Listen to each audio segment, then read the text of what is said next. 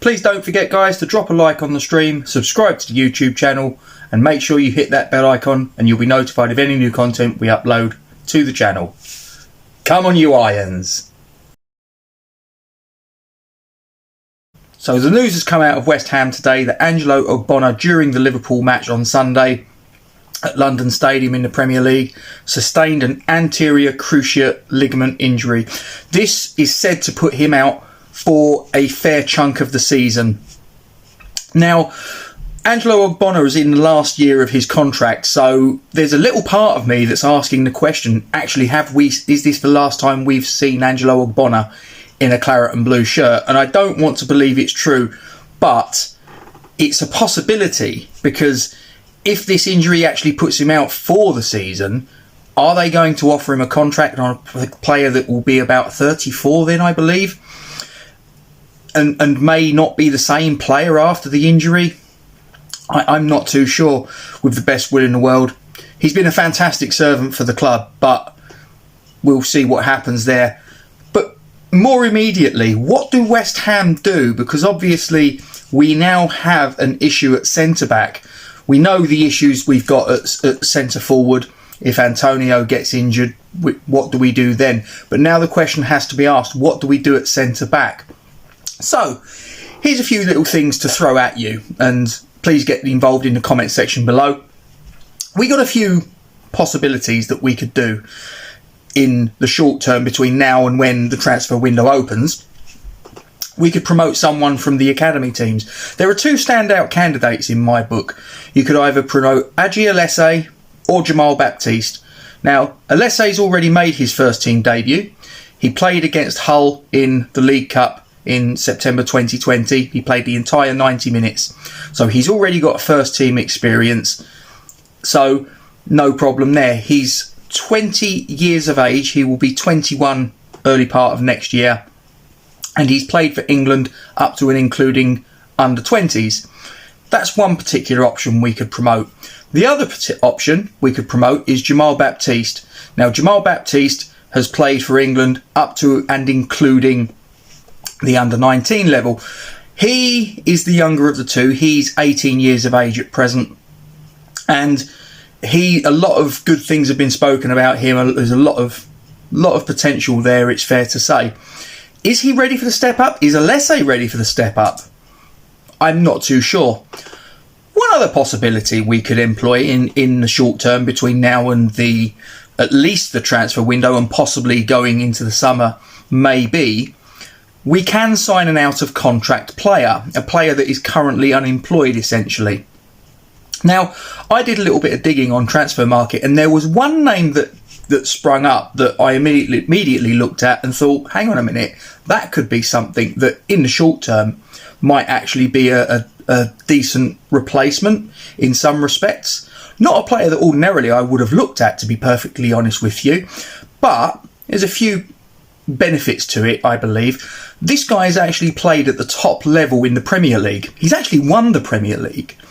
He's 30 years of age, so he's not old. I mean, Craig Dawson was 30 when he rocked up at London Stadium, and he's obviously been a big hit with the West Ham faithful. And, more importantly, he is left-footed, same as Angelo Ogbonna, so a direct replacement. Who am I talking about?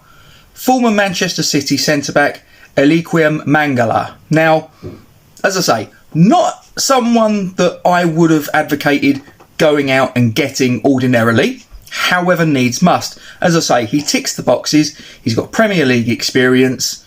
He's 30, but he's, like I say, that isn't really old for a centre-back, in my view.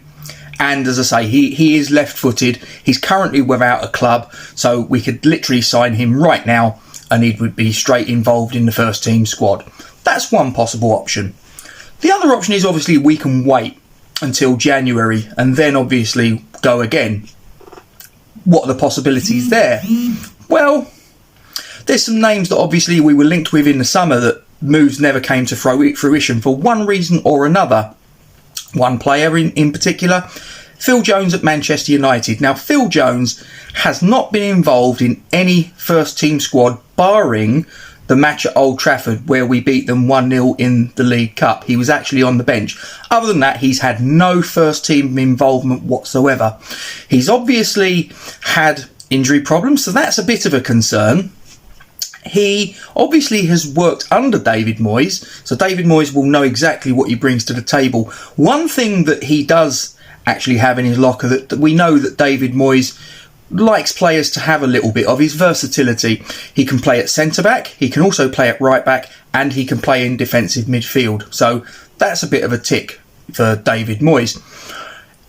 And he's only got another 18 months there or thereabouts left on his contract. He's out of contract in the summer of 2023. So it's quite likely that we could get him for a fairly nominal fee. As I say, this is a guy that's not really involved in the first team squad. Another name that, again, we were linked with in the summer, the move never happened, but still could be an option, is Duche Chaletazar. Now, he is the Croatian centre-back.